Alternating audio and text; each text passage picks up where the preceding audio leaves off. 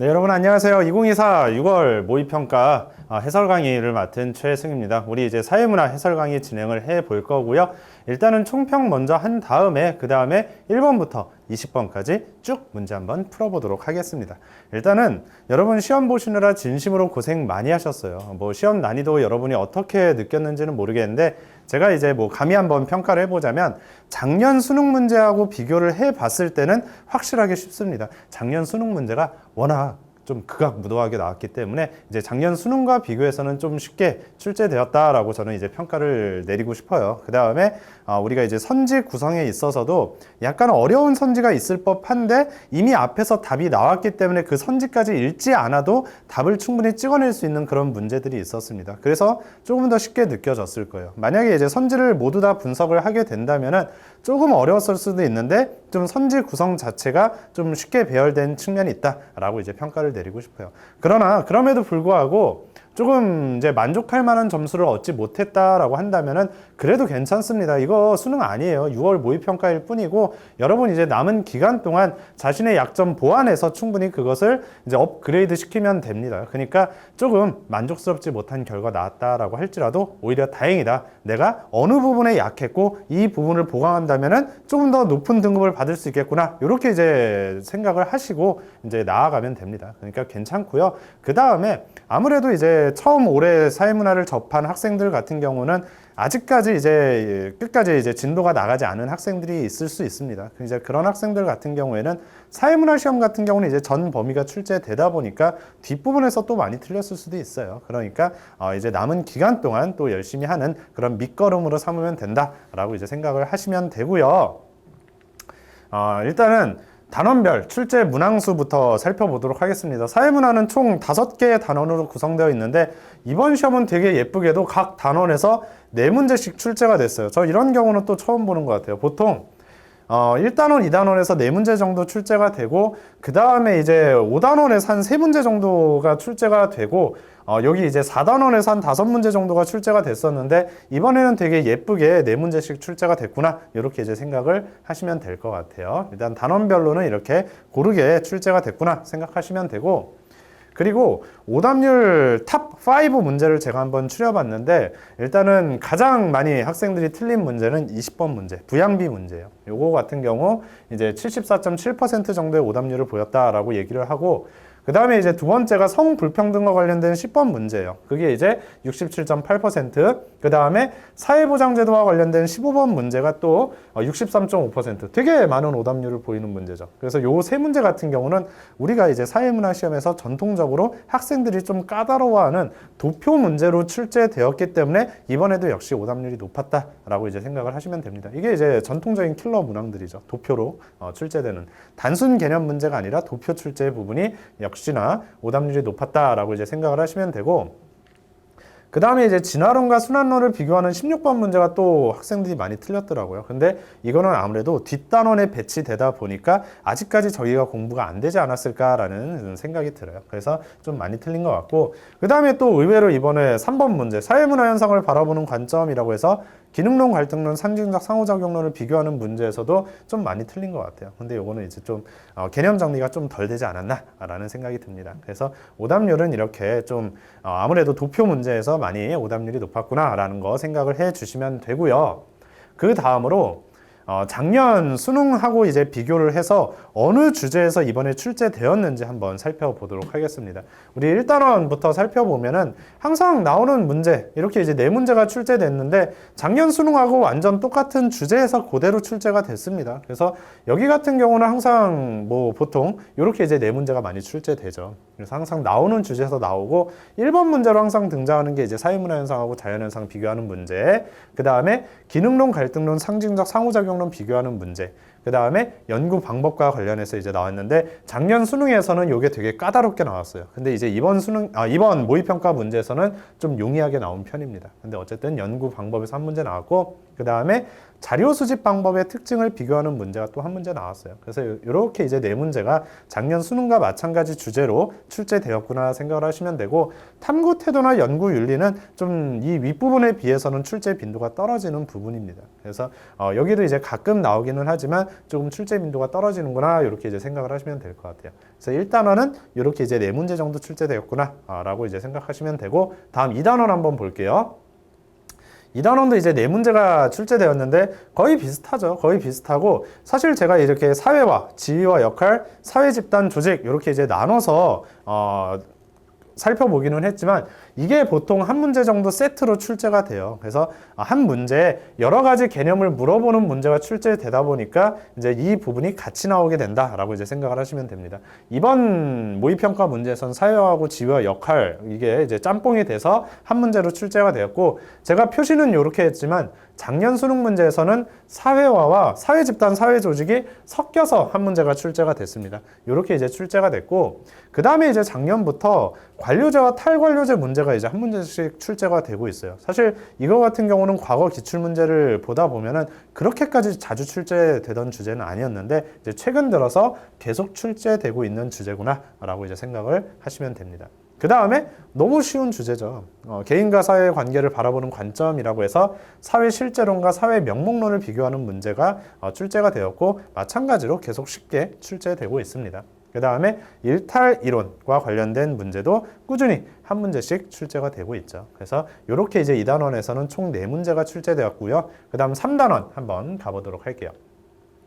3단원 이제 문화와 관련된 파트고요. 이제 마찬가지로 4문제가 출제되는데 작년 수능하고 똑같은 주제에서 출제가 되었습니다. 일단은 문화의 의미와 속성을 물어보는 그런 문제가 한 문제가 출제가 되었고, 그 다음에 문화를 바라보는 관점이라고 해서 총체론적 관점, 비교론적 관점, 상대론적 관점, 그거 물어보는 게 있는데 요거는 이제 작년 수능에도 안 나왔고 이번 모의평가에서도 나오지 않았어요.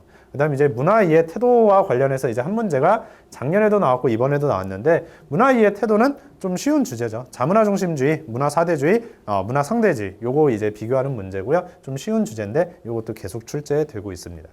그 다음에 하위 문화와 관련해서 꼭 한 문제씩 또 출제가 되고 있어요. 그래서 여기서 나왔고, 대중문화, 대중매체는 나오고 있지 않고 문화 변동과 관련해서 또 한 문제가 출제되었구나 이렇게 이제 생각을 하시면 됩니다. 그래서 이번에는 3단원에서 이렇게 이제 4문제 정도 출제됐고요. 다음 4단원 한번 가볼게요.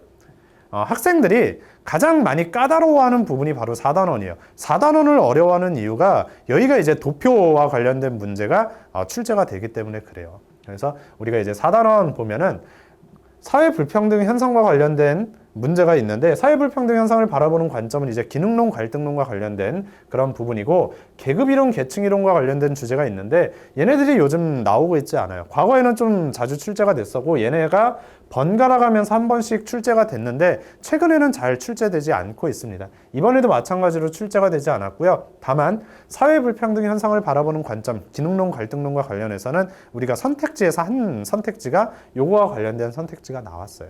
우리 3번 문제에서 그걸 이제 보게 될 겁니다.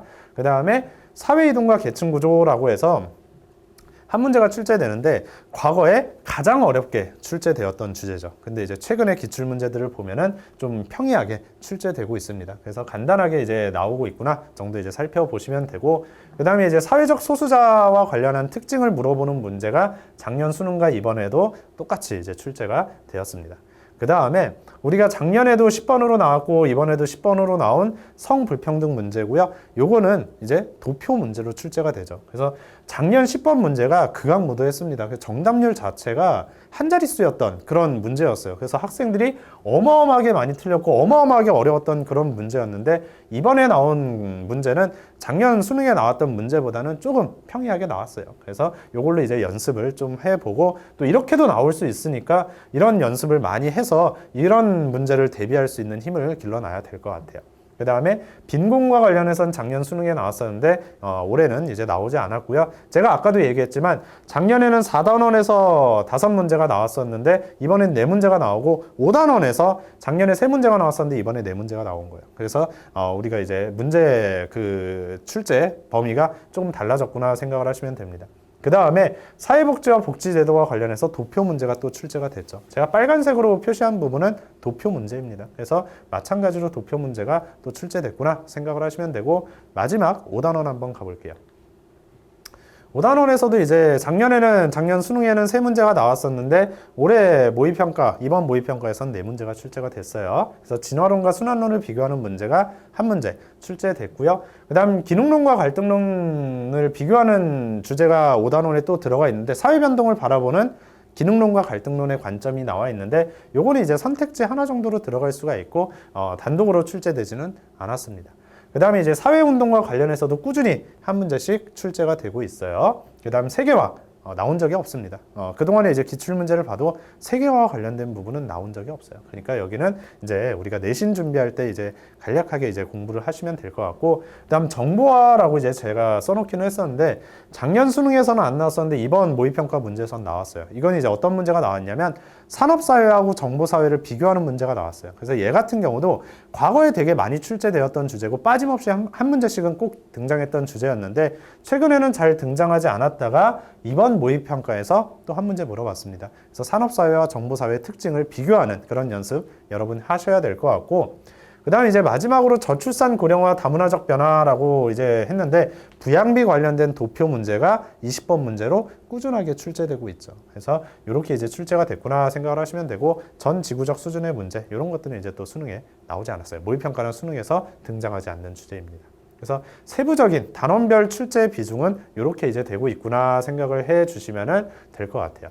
그 다음에 제가 이제 눈여겨볼 문제라고 해서 몇 문제를 추려왔는데, 일단은 눈여겨볼 문제 사회문화에서는 항상 도표 문제를 눈여겨서 봐야 돼요. 그래서 도표 문제가 항상 킬러 문제로 등장을 하기 때문에 도표 해석에 관한 연습을 충분하게 해 주어야 됩니다. 여러분 아직 이거 잘 해석 못하고 문제 푸는데 시간이 오래 걸린다라고 한다면은 많은 기출문제를 최대한 많이 풀어보고 어떻게 효율적으로 풀 수 있는지 그 연습을 충분히 하셔야 돼요. 남은 기간 동안에는. 그래서 도표 문제는 항상 우리가 좀 눈여겨봐야 될 그런 문제가 되고요.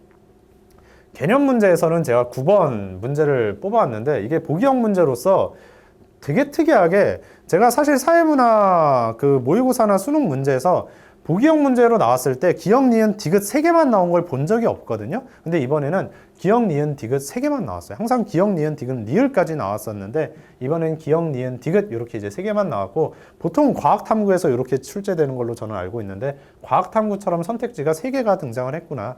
근데 뭐 이거는 제가 그냥 특이해서 한번 눈여겨봐야 된다라고 이제 했지, 문제가 특별히 어렵거나 그런 건 아닙니다. 그냥 이렇게 한번 출제되겠구나라는 거 기억해 주시면 되고, 그 다음 도표 문제에서 사회보장제도와 관련해서 요 선택지가 가구수를 물어보는 선택지가 있었고 가구 인구를 물어보는 선택지가 있었는데 요거 2개를 잘 구분을 하셔야 돼요. 그래서 얘도 옛날 사회문화가 교육과정이 개정되기 이전에 아주 옛날이라고 하기는 좀 그렇고 한 2010년대 중반까지는 가족제도와 관련해서 이제 도표 문제가 출제될 때 자주 등장하던 얘기였어요. 이게 가구 수냐 가구 인구냐. 근데 그 주제가 사회문화 교과에서 빠지면서 이걸 물어보는 것들이 이제 등장하지 않았었는데, 이번 모의평가에서는 사회보장제도와 관련해서 요거 2개를 비교하는 그런 문제가 출제가 됐습니다. 근데 얘는 어렵지 않아요. 여러분 눈 똑바로 뜨고 이거 수를 물어보는 건지 인구를 물어보는 건지만